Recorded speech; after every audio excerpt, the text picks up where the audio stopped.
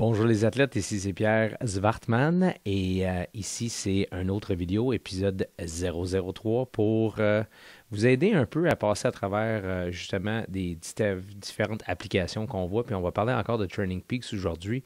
Puis surtout, on va parler du TSS score de natation qui sont soit beaucoup très élevés ou beaucoup trop bas. Fait qu'on va vous montrer comment ajuster ça. Puis faire des petits hacks manuels pour ajuster ces choses-là.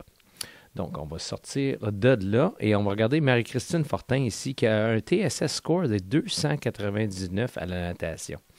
OK? Donc, ça, on sait que c'est impossible.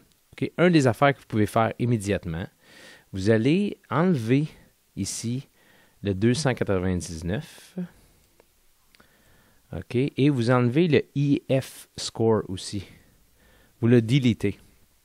Et quand vous allez faire Save, selon les paces qu'elle a fait, puis selon la distance, là, ça nous fait un TSS score qui est normal. OK?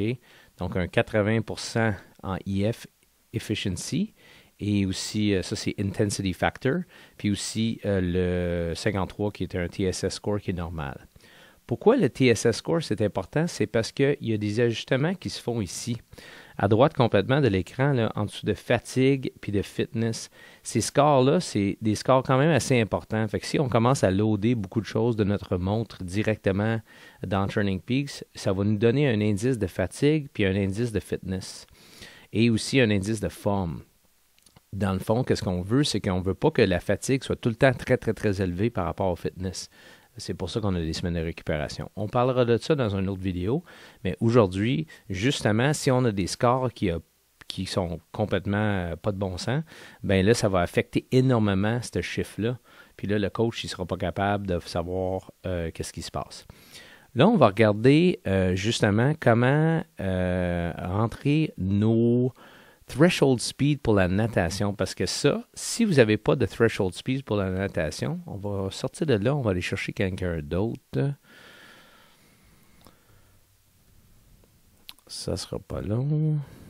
On va loader un autre athlète. OK?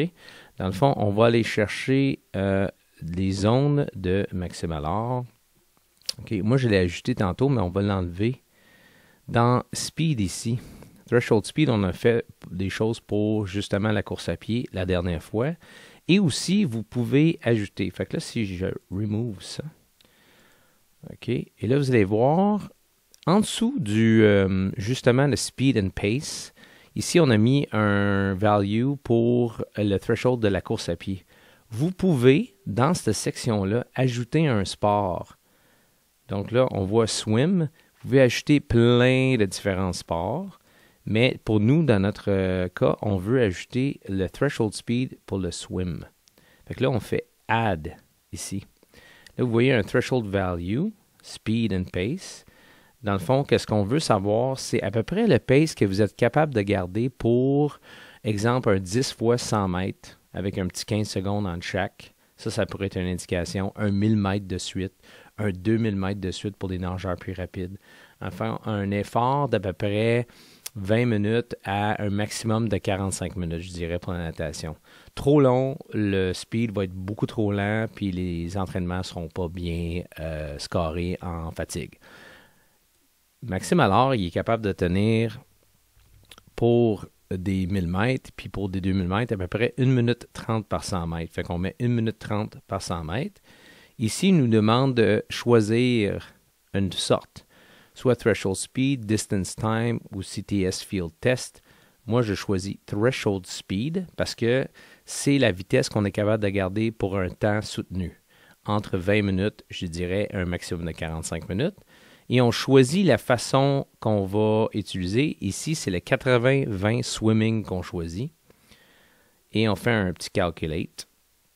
Il va calculer les zones. Vous n'avez même pas vraiment besoin de regarder les différentes zones. La plupart des entraîneurs de natation n'utilisent pas ces zones-là parce que la plupart des entraînements de natation se font en groupe. OK? Fait que là, on fait un petit Apply ici. Save and Close. OK? Là, on va aller voir dans sa natation. Là, il y avait une natation qui était ici. lap swimming, OK, à 3 TSS, puis il y en a un à 1 TSS. Ça, c'est vraiment bas. C'est pas supposé. Fait que si je vais dans lap swimming ici, tu vois, il a tenu 1,32, mais le TSS score est seulement qu'à 1. OK, avec un IF de 0,31, 31%. Fait que ça se peut pas.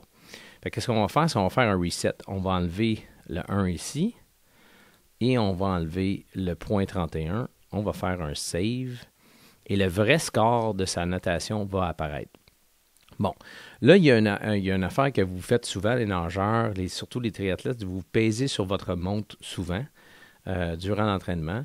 Ici, Maxime pèse à chaque fois sur sa montre quand il part, puis à chaque fois sur sa montre quand il arrête. Donc, ça explique le 26 minutes complétées seulement. Même si c'était un entraînement qui était 45 minutes ou 1 heure, à chaque fois qu'il pesait sur sa montre, donc c'est seulement le temps de déplacement.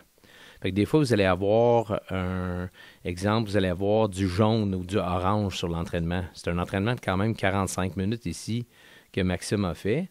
Et le temps de déplacement est seulement de 24 minutes. OK, il a fait quasiment tout cet entraînement-là.